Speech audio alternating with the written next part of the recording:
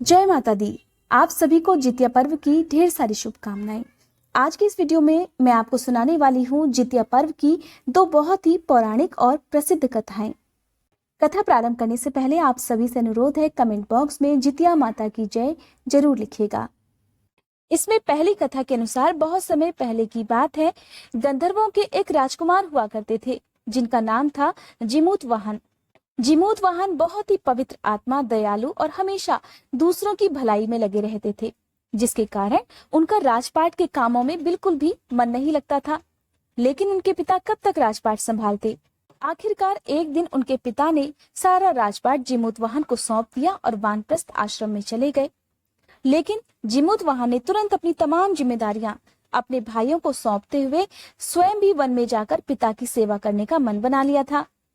अब एक दिन वन में भ्रमण करते करते जिमूत वाहन काफी दूर निकल आए।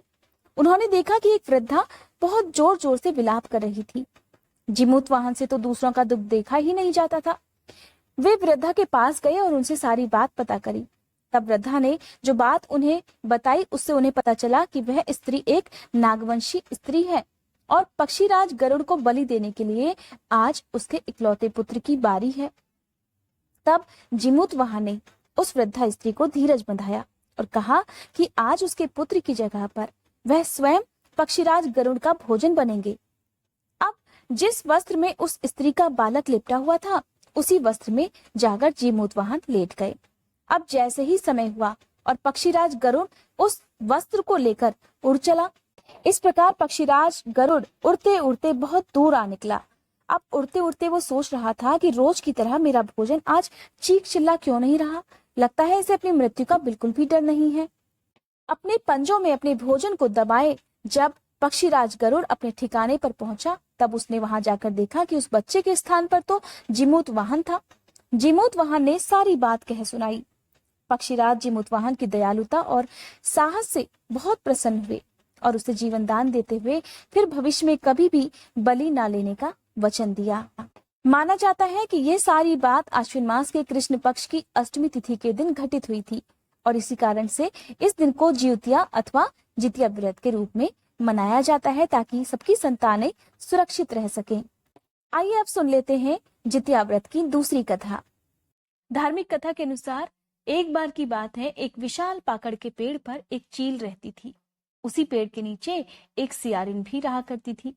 दोनों बड़ी पक्की सहेलियां थी। एक बार उन दोनों ने देखा कि कुछ महिलाएं नदी के तट पर किसी देवता की पूजा कर रही हैं। तब उन दोनों को पता चला कि वे महिलाएं जितिया व्रत रखकर उस दिन जिमूत वाहन भगवान की पूजा कर रही थी। उन्हें देखकर चील और सियारी ने भी व्रत करने का निश्चय किया और इस प्रकार दोनों ने व्रत करने का संकल्प लिया।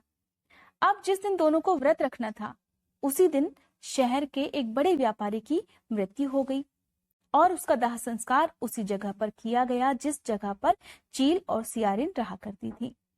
अब सियारिन को भूख लगने लगी। मुर्दा देखकर वो खुद को रोक नहीं सकी और उसका व्रत टूट गया। लेकिन चील ने अपने आप पर संयम रखा और उसने नियम और श्रद्धा के साथ अगले दिन व्रत का पारण किया और फिर अपने अगले जन्म में दोनों सहेलियों ने एक ब्राह्मण परिवार में पुत्रियों के रूप में जन्म लिया। चील बड़ी बहन बनी तो सियारिन छोटी बहन बन गई। अब वे दोनों अपने पिता के घर पर बड़ी होने लगी। जब उनके विवाह का समय आया तब उनके पिता ने उन दोनों का विवाह योग्य वर देखकर कर दिया। बड़ी बहन का नाम था शीलवती और उसकी शादी बुद्धिसेन के साथ हो गई।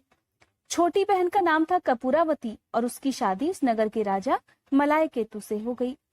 अब कपूरावती कंचनबटी नगर की रानी बन गई और इस प्रकार भगवान जिमूत वाहन के आशीर्वाद से शीलवती के 7 पुत्र हुए।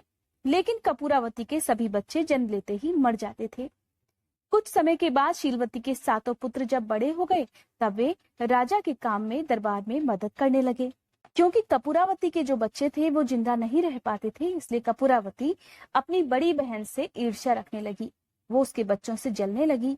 अब कपूरावती अपनी बड़ी बहन के सभी पुत्रों को मारने के प्रयास करने लगी, लेकिन उसके प्रयास हर बार असफल हो जाते थे।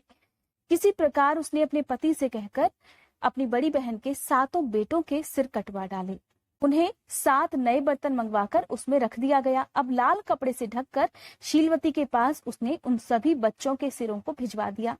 ये देखकर जिमूतवाहन भगवान ने मिट्टी से सातों भाइयों के सर बना दिए और फिर उन सभी के सिरों को उनके धड़ से जोड़कर उन पर अमृत छिड़क दिया।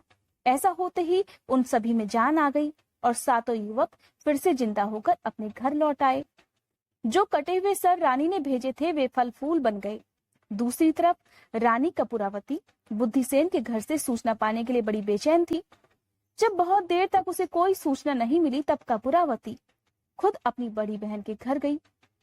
जब वहां उसने देखा कि बड़ी बहन के तो सारे बच्चे जिंदा बैठे हुए हैं, ये सब देखकर वो बड़ी हैरान रह गई और वो बेहोश हो गई। जब उसे काफी देर के बाद होश आया तब उसने अपनी बड़ी बहन को सारी बात बता दी। उसने बता दिया कि कैसे वो अपनी बड़ी बहन के बच्चों को मारने का प्रयास करती रही। उसने बहुत कोशिश की लेकिन वो तो उसके बच्चों का बाल भी बांका नहीं कर पाई। कपूरावती को अपनी गलती पर बहुत पछतावा हो रहा था।